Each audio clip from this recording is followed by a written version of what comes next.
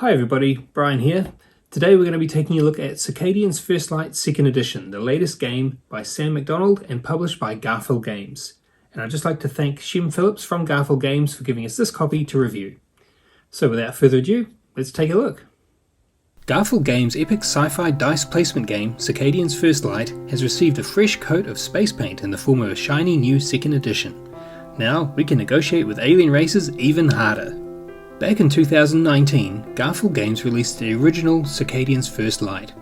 I eagerly picked up a copy as I was already a fan of the Raiders of the North Sea and West Kingdom series. The themes of intergalactic travellers encountering other species and engaging them in trade and negotiations intrigued me.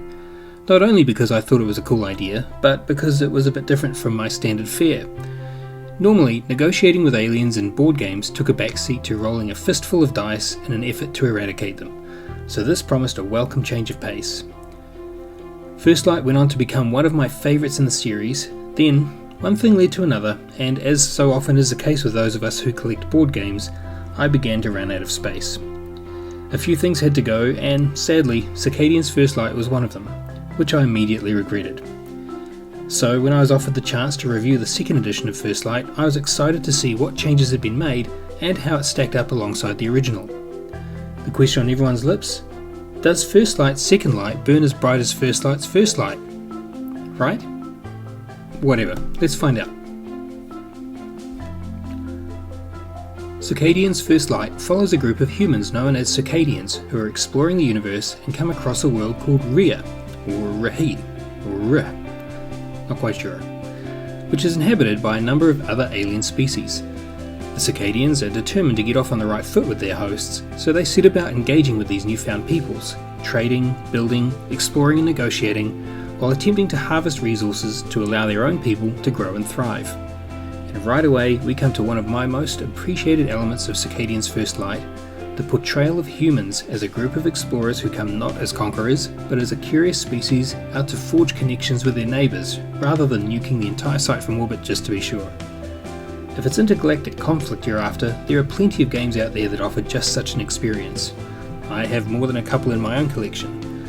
What I enjoy here is the simple act of getting on with things. Harvesting resources, upgrading my farms, negotiating with the locals, all of which can be every bit as challenging, engaging and rewarding as epic orbital battles or squad-based combat. The gameplay in Circadians First Light 2nd Edition hasn't changed much over its predecessor. The game is one round shorter and the starting resources for each player have been increased, but beyond that, if you're familiar with the first edition, you'll feel right at home. For those who aren't familiar, here's a basic rundown. Gameplay takes place over 7 rounds. Each player selects a leader which has his or her own unique and powerful ability. Players begin with 3 dice each, but will soon acquire more, though they can never have more than 5 dice in their pool at a time. This makes for some tight decision making and creates a glorious sense of wanting to do all the things, but only being able to commit to a few well-chosen actions each turn. Dice can either be placed in your farms to aid in resource gathering, or assigned to your garages ready to be sent out to any of the action locations in the main play area. The value on the dice often determine the level of the benefit or reward you'll receive, and, like any good dice placement game, there are ways to mitigate the rolls. At the end of each round, any dice placed on your farms or in the 6 station boards are returned to your pool. However, any dice placed on the negotiation board or the depository remain there for the rest of the game, so drafting replacements is essential.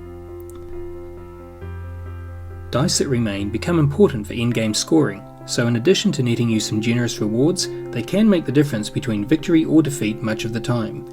At the end of the game, the player with the most victory points wins. I like a lot of what Circadians First Light brings to the table. The first of these are the variable player powers. Depending on the game variant, players may select 2 leaders each and benefit from twice the abilities. This can result in some wonderful synergies and adds a little spice to the proceedings. This gentle asymmetry lets you feel uniquely powerful, yet the other players have powers of their own that, while very different, will give them their own edge. The dice placement is done well, with tight decision spaces resulting in well thought out strategies. Seeing your actions chain up on a single round into a series of rewards feels great, if you can pull it off. Garphill Games has a reputation for creating innovative implementations of tried and true game mechanisms, and the same feels true here. There are so many options, but with so few dice, your choices really do matter each and every turn. This creates welcome moments of tension as you watch players preceding you gradually fill up the action spaces you had hoped to secure, resulting in last-minute changes in plan in order to salvage your turn. While this delicate balance of options and limitations cranks one's brain up to 11, it can also result in some analysis paralysis, especially when the aforementioned situation occurs and the spaces you wanted are no longer available. Suddenly, all your carefully laid plans begin to crumble before your eyes as your mind races to determine the next best course of action. I also found myself often forgetting where I was going to place my dice after assigning them to the garage. While this can lead to some frustrating moments, it's part of the charm of First Light and encourages players to become familiar with the various choices. Playing with a well-versed group will result in a much faster game. But even those familiar will find themselves outmaneuvered at times. If there were one aspect I would have liked to have seen adjusted from the original, it's the modular style boards that create the play space. While there is undoubtedly merit to the flexibility created in such an approach, it can result in some serious table space being required. I feel like a single board would have been just as efficient and would reduce the overall clutter on the table, as well as lower the setup and teardown time. When it comes to the artwork, I have to say it's actually grown on me over time. At first, coming from the Miko's work on Garphill Games' previous titles, the bolder lines of the Circadian designs was an adjustment. Now, I find it has a similar charm to the old school sketches gamers would often draw of their characters on their RPG sheets, or when trying their hand at art in the margins of their math books. It's not going to be for everyone, but I feel it works here. The dice themselves are beautiful and add some nice subdued colours on the board. The colour choices themselves stray from the familiar red, green, blue and yellow of most games, instead opting for turquoise green, warm orange, smoky black and translucent purple. The cardstock of the cardboard components is thick and heavy, and the sheer amount of stuff in the box is almost daunting. Thankfully, the second edition includes a fantastic purpose-built insert that fits all the components, including sleeved cards if that's your bag, and even has removable trays for the 4 resource types that you can place right on the table. Little touches like these show what an investment of love and attention Garphill Games puts into every one of their titles. In recent years, it's become the norm to, rightly or wrongly, portray humans as the villains rather than the heroes. But I was raised on the original Star Trek. You know, the one where humanity had finally overcome its bigotry and prejudice and created a utopian society that was ready to become part of something greater beyond our solar system. This is exactly the vibe I get when playing Circadians First Light, a sense of hope and optimism.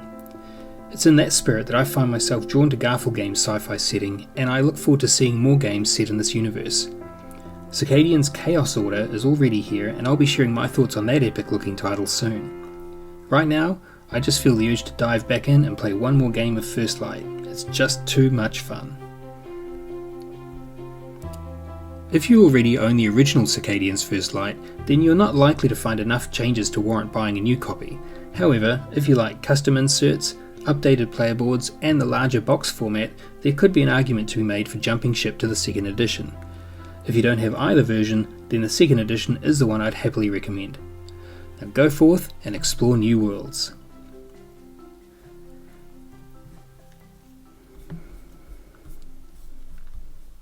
So there we have it. I hope you enjoyed this review. If you'd like to know more, please go to aboveboard.nz where you can see written versions of our reviews and also join our Facebook group, which I'll post links of in the description below.